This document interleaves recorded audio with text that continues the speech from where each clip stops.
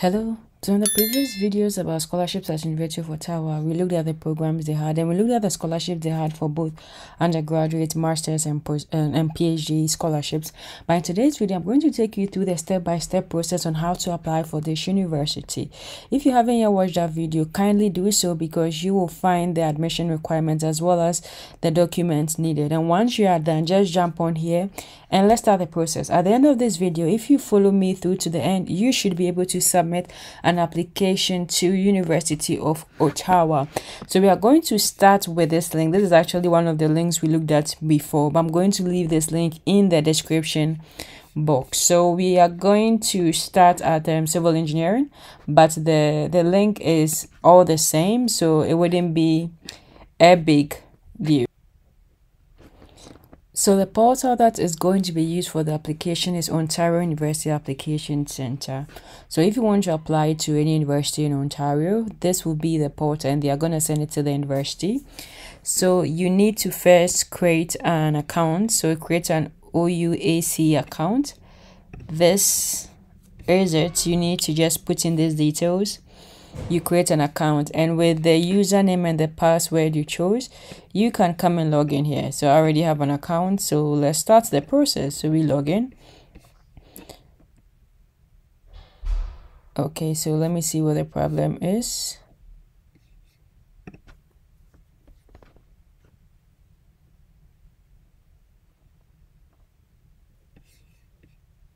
Okay, so now we've been able to log in. So we could, let me look at here some useful tips. We proceed to introduction. We've already done that. So now we're going to select, so as they said, applications, these are what you need. So we're going to select the programs by specialization. I'm going to go back again. We're going to choose by degree.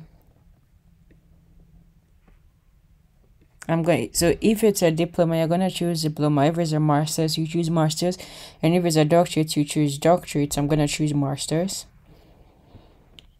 Just choose whichever one works for you. So then you have to select the program title you want to apply to. And be very careful of what you choose because most of the scholarships are for research masters, not masters in engineering. So for here, if you apply for this program, you might not get a scholarship. So you're going to apply for the Masters of Applied Science. So the degree of it is an MASc. So you choose the date you want to apply for. For civil engineering, we know that the 2024 winter session is still open. So even right now, you could still apply for fall or so we are going to choose this. So winter. Expected course of enrollment. So we are going to choose full-time. The type of program. So thesis. So this says that if you select a program with a thesis option, you will need to identify a thesis supervisor once you receive your admission application acknowledgement. So the research topic. So I'm going to choose the first one. And the research topics they all exist on their program website. So like when we come here on this, I don't know if it's at this, yeah. So this is the areas of specialization. So all these details, you will find it on the program website you want to apply to. So we will save program. Okay, so I think I repeated. Okay, so I repeated some things. I'm going to change it to geotechnical. We'll save the program. Wait, structural. Save program. So yeah, because I already had the details, so if you want to change it, so I could delete it. So if you want to change this program, so that was because I had already chosen this already. So I'm going to go to the next point, which is here. So program choices. So this is the program. I'm going to go to my personal information, which I think, so you're going to choose your gender, female. Yeah, choose something. No. Are you an indigenous person? No. Your status, student versus country of citizenship. You choose Ghana or whichever country you are from. Okay, so let me see this. Let's read what this one has to say. If you normally see something that is not you're not sure with, you always have to Google. If you're a Canadian citizen or permanent resident and were not born in Ghana, provide a date you first entered into Ghana.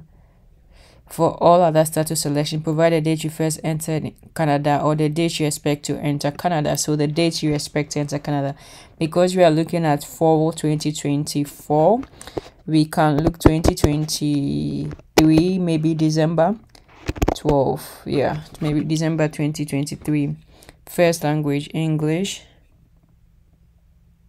Okay, so as I said, it's not required to receive and continue.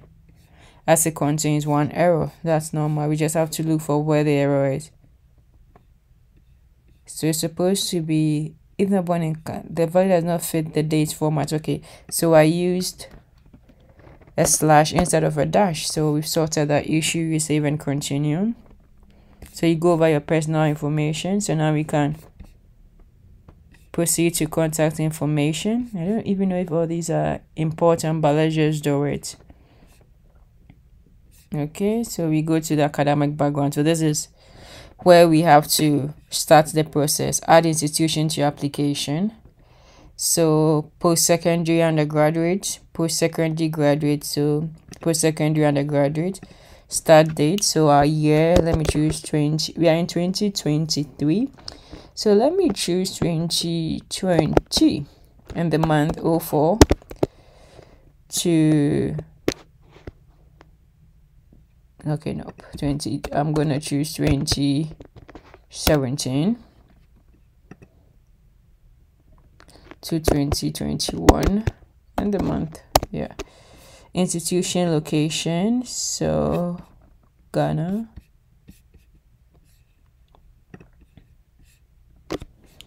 Institution URL, so you go put your institution URL here. Field of study, so for post, so I did civil engineering. I'm gonna continue with civil engineering. Diploma or degree type, so bachelor's degree 4 years, so you look and choose which one works for you. So conferred is like you've already gotten your admission. Expected is you're expecting to get it, and not expected maybe you stopped or something. Diploma degree date, so we said we finished in 2021, so 2021 05. Attendance classification full-time. Language of instruction English. Perfect. Save and continue.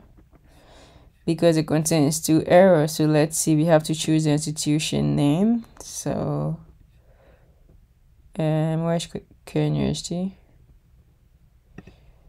Yeah, and valid URL. I think this URL is right, but let me find the URL again and copy it. So this is a URL. Okay, let me copy this and put it there. No, we are here. Nope, we are here. Okay, so okay, this is it. So let's go back and put this there. Okay, save and continue. So you see, like all these mistakes, they can come up, so you just have to. So this is your academic background. If you have, maybe you have a master's, or maybe you did an HND and you did a top up, you put all these details there. If you want to change it, you change it. If you want to delete it, you delete it. So we are going to proceed to transcript request. Let's look at what they are saying here. Applicants for admission must be accompanied by official transcripts and graduation certificates where applicable. Not in English or French, whatever translation is needed. Outside of Ontario.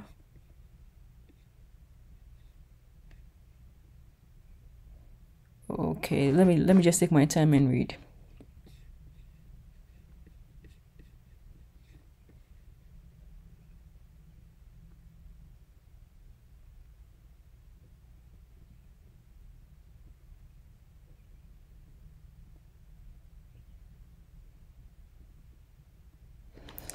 So here, this is what they say you're supposed to. Transcripts are considered official only if they are received in a sealed institutional envelope, which is either signed on the flap or stamped with the university seal by the registrar's office.